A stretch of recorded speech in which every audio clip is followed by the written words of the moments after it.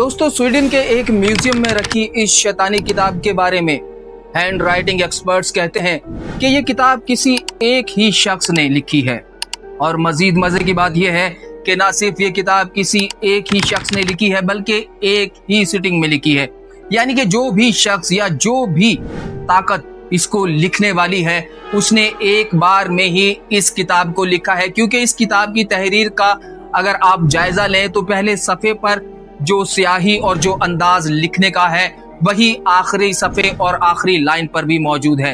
इसलिए एक्सपर्ट्स कहते हैं कि ये इंतहाई हैरतनाक है, क्योंकि एक्सपर्ट्स का मानना है कि अगर कोई शख्स एक ही सिटिंग में इस किताब को लिखने के लिए बैठे तो इस मुकम्मल किताब को लिखने के लिए उसे कम अज कम 25 से 30 साल दरकार होंगे।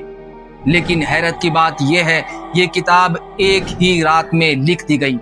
यही वजह है कि इस किताब के बारे में बेशुमार कहानियां मशहूर हैं। लोग अब भी इस किताब के बारे में कहते हैं कि यकीनन ये एक शैतानी किताब है, क्योंकि किसी एक इंसान या एक इंसान से जायद के लिए भी ये मुमकिन नहीं है कि एक सिटिंग में ऐसी जामे किताब लिख सके।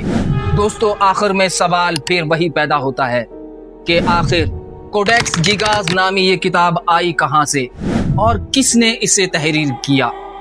इस सवाल को हम आप पर छोड़ देते हैं।